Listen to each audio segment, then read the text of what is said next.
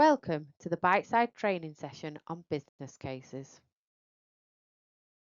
The purpose of this course is to enable you to understand the steps involved in developing a business case at Stockport Foundation Trust and Tameside and Glossop Integrated Care Trust.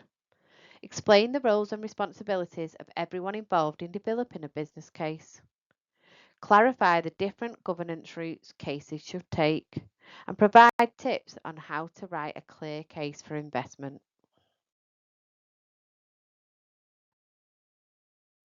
In its simplest form, the purpose of a business case is to justify making an investment. If you want to grow the size of your team to meet demand, upgrade equipment, refurbish the estate, or improve your service in any way that requires additional funding from outside of your budget, you will need to put together a business case showing how the benefit of that investment would outweigh the costs. To do this, you will need to set out the context of why the change is needed, what options are available and the extent to which they deliver value for money, how change could be delivered, what it costs and whether this is affordable in the long term, as well as setting out the risks of making this change and the benefits it will deliver. Together, this gives the trust the information required to make an informed decision that allows us to justify the use of additional public funding.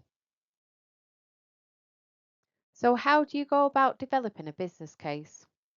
Stockport NHS Foundation Trust and Tameside and Glossop Integrated Care NHS Foundation Trust have a 4-step process. A full business case takes time and effort from a wide range of teams, including finance, procurement, workforce, BI, strategy partnerships, as well as clinical teams. So the first stage is a 1-page proposal with quality impact assessment to gain approval to work up a full business case.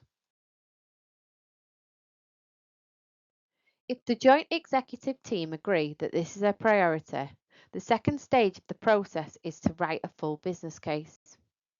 The trust template sets out everything you need to include and who you will need to work with to get the information required.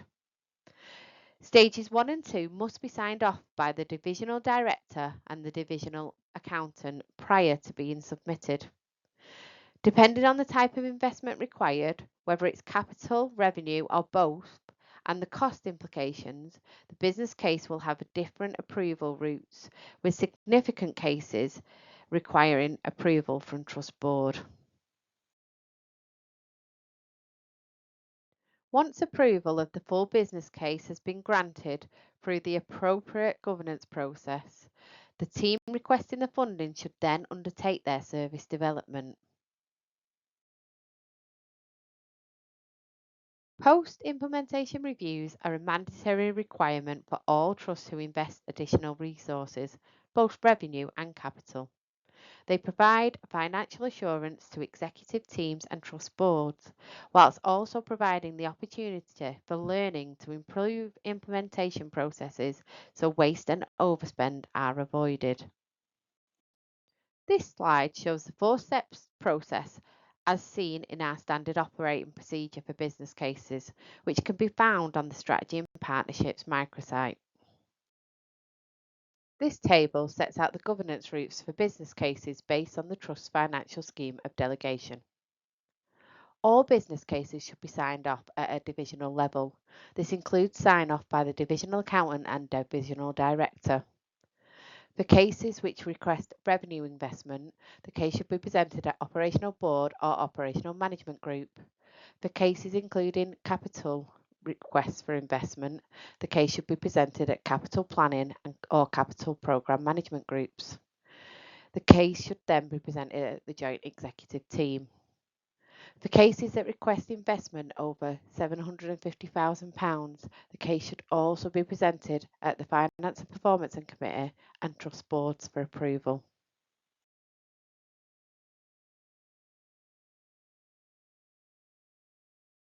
Service development proposal is a one-page template asking for just enough information to allow execs to decide whether or not your proposal is a priority to use trust funds.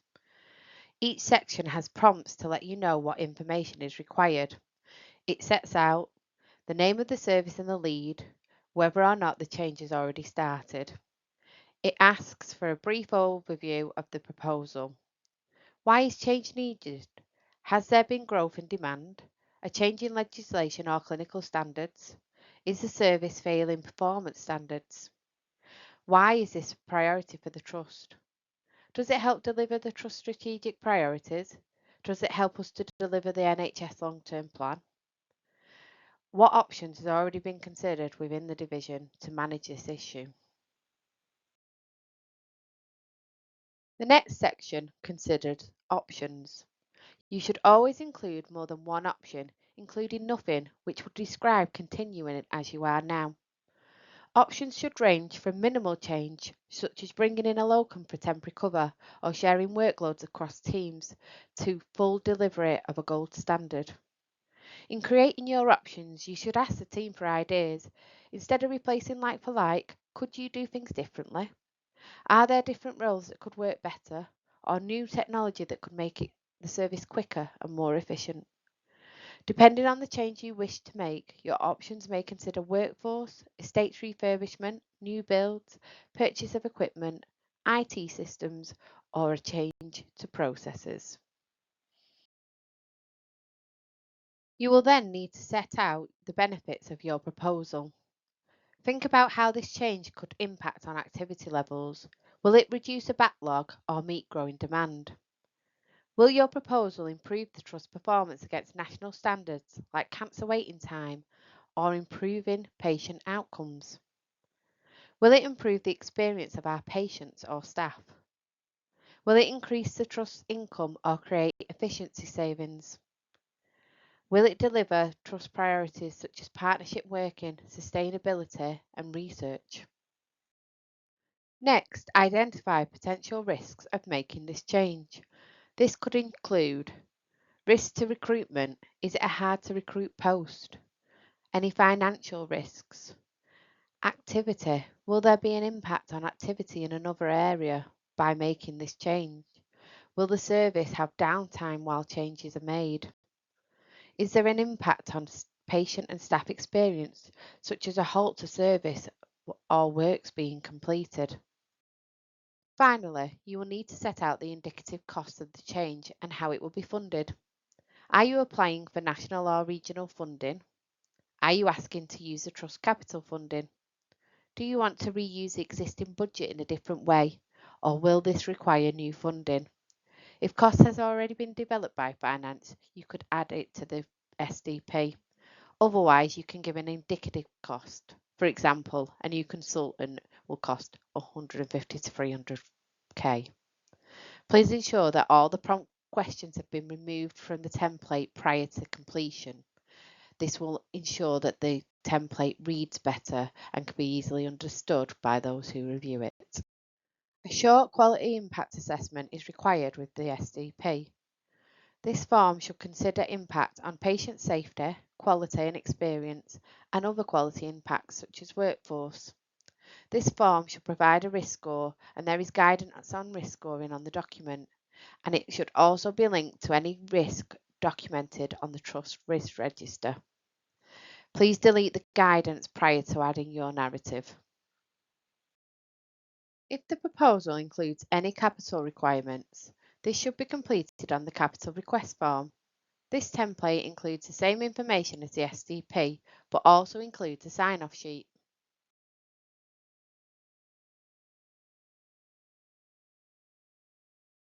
This sign-off sheet requires approval from a range of stakeholders, including EBME, estates and procurement. All capital requests should be presented to the relevant capital group, who will make a recommendation to the joint executive team to determine if the capital is available to support the proposal. Please refer to the capital planning SOP for all capital requests. This can be found on the Strategy and Partnerships microsite.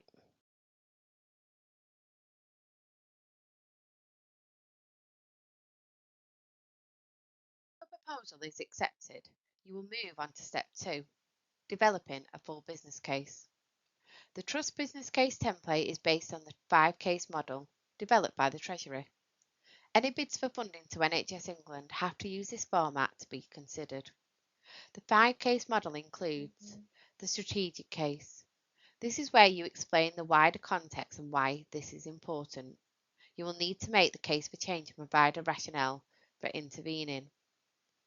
This expands on the overview section of your service development proposal, outlining the current situation and what needs to be done. It describes the current state of the service in terms of activity, performance, workforce, costs and outcomes. It explains the business needs, any problems with the current service, gap in compliance and opportunities, such as expansion, potential savings. It sets out your investment objectives, what outcomes are expected, and how will they fit with local, system, and national priorities. The template includes prompt questions to ensure you cover all the key topics and links to other documents like the trust strategy. Please remove all prompt questions prior to adding your own narrative. The economic case sets out the options for how you could meet the business needs. As a minimum, your list of options should include do nothing, so decision makers can compare the impact of change to the status quo. Do the minimum, what minimal changes could be made to meet some needs.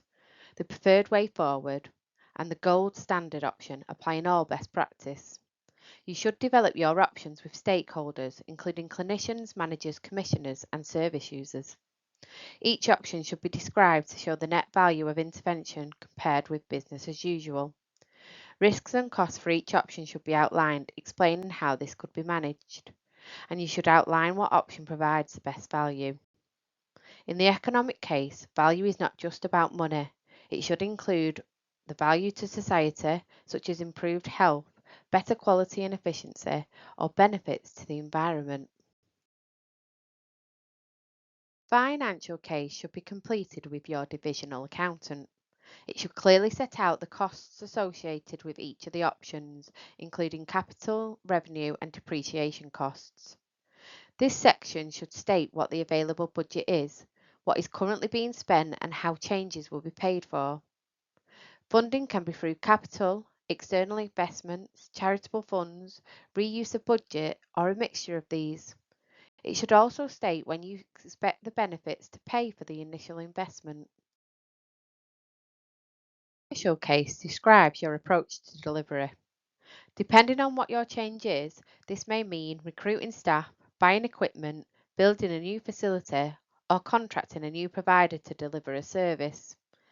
Will you do this in-house? If so, would you need to recruit, and are these people available to do the job? Will you go out to procurement through an NHS framework? Will it be a direct award, mini competition, or an open competition? Are there any companies in the market who can and are willing to deliver this service or product? And how will you manage performance? The management case sets out how you will achieve the change. It should include a clear delivery plan with a timeline, roles and responsibilities. It should set out a benefits register, clarifying when benefits will be realised. For each option, it should also set out the anticipated risks and potential mitigations, and it should clearly set out who is responsible for monitoring progress.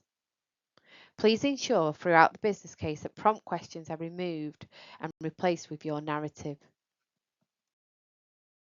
The following handy hints will help to make your case. Consider what strategies and divisional priorities your proposal aligns to. Will it help us deliver the NHS net zero target? Will it support financial balance? Make sure you explain all the options that have already been explored so that your proposal doesn't come back recommending you try something first that has already been done. Always offer more than one option.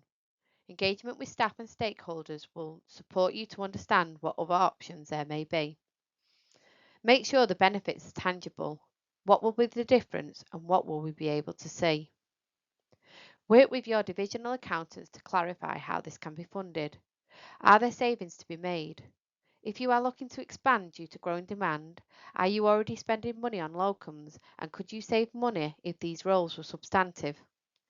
Typically, a business case should address identified risks. Make sure you flag any links to existing issues on the Trust Risk Register. And keep it concise. You are an expert in your area, so don't assume everyone knows the background of why this is important.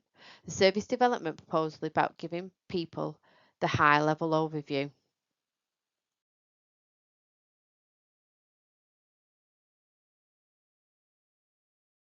Implementation is the responsibility of the divisional director, who will report progress and issues through the joint executive team, operational group or capital group. Change will be led by the service unless the business case included funding for project management. 6 months after a business case is approved, the strategy and partnerships team will contact the service lead to check on implementation and determine the best time to complete a post-implementation review.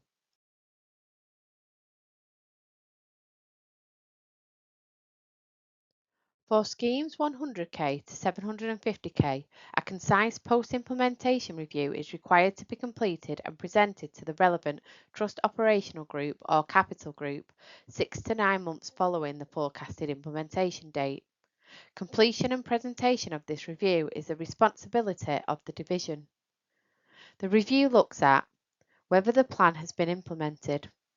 Was investment used as planned, and if not, why not? For example, you may have failed to recruit to the post agreed in the business case, or there may have been a change in national guidance. You will need to set out what has been spent to see if there was any unintended costs or savings. You will be asked to show what benefits have been achieved, starting with those benefits set out in the business case. Have any efficiencies been delivered? Were there any additional unplanned benefits? Where benefits were not delivered, should the project stop or change? And is there anything that we can learn from this implementation for future service developments? For schemes that are above 750k, a comprehensive post-implementation review is required to be completed and presented to the relevant trust operational group, capital group, and will also be presented to joint executive team, finance and performance committee, and potentially trust board. This is also due 6 to 9 months after the forecasted implementation date. These reviews will be completed by the strategy and partnerships team jointly with the service lead or author of the business case. This template can be located on the strategy and partnerships microsite. The strategy and partnerships team will track all post-implementation reviews and inform divisions when each review is due.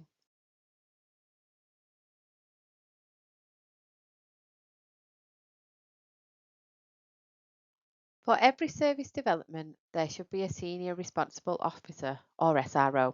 This is usually the divisional director. The SRO should set the scope for the business case and approve the case before it is taken through governance. The SRO will champion the business case, help to unblock any problems, and will be held accountable for the delivery of the benefits. The project lead, usually the service manager, is responsible for writing the business case and liaising with different teams to ensure that all sections are completed. They are responsible for the day-to-day management of the project and implementation of approved cases. Once approved, they will monitor progress and report on delivery. Will provide support to the project manager in costing up options, confirming budgets and potential funding methods. They should ensure that all costs are included, such as consumable costs, additional admin costs required for expanding teams, or additional pathology costs where activity is expanded. They should identify potential areas for cost savings and should write the financial section of the business case and must sign this off. Also be required from specialist teams, dependent on the proposal. Divisions should work with their business analysts to source data related to activity and performance. Where services or equipment will be purchased, the procurement team could provide advice on the economic case and timings required for options. Estates can advise on the costs of building or refurbishment options, and IT can advise on system requirements or compatibility issues. HR will advise on roles required and alternative ways of working, as well as any staff consultation requirements. You should work with clinicians and system partners, such as commissioners who agree service specifications, GPs referring into the services, and community teams who may handle care post-discharge to ensure that changes align to agreed pathways of care. The strategy and partner team can be contacted for advice and guidance, and all service development proposal and business cases should be sent to the team for quality assurance checks prior to going through governance. Business cases provide our committees, executive team and board with information in order for them to make decisions about investments in the trust. It is important that we are proportionate in the way we write and present information within a business case. If we are writing a business case which requires significant investment, we would expect the executive team and members of our committees and boards will require a lot more information to ensure they have enough information to make an informed decision. If the business case is asking for a smaller investment, then we would expect that it would be a shorter business case requiring less information. This should not impact the quality or relevance of the information we include within a business case. If you are undertaking a business case and would like to go into this information in more detail, please get in touch with the Strategy and Partnerships team, who provide a more comprehensive training session on business cases. The longer session covers in more detail the content discussed today and takes a practical approach on how business cases are written. The Treasury's Green Book guidance sets out in more detail what is required for national funding requests and goes into detail of the 5-case model approach. Further advice and support, please contact the team on the email address provided. The team also have a strategy and partnerships microsite at both Stockport and Tameside Trust. Thank you for watching this video.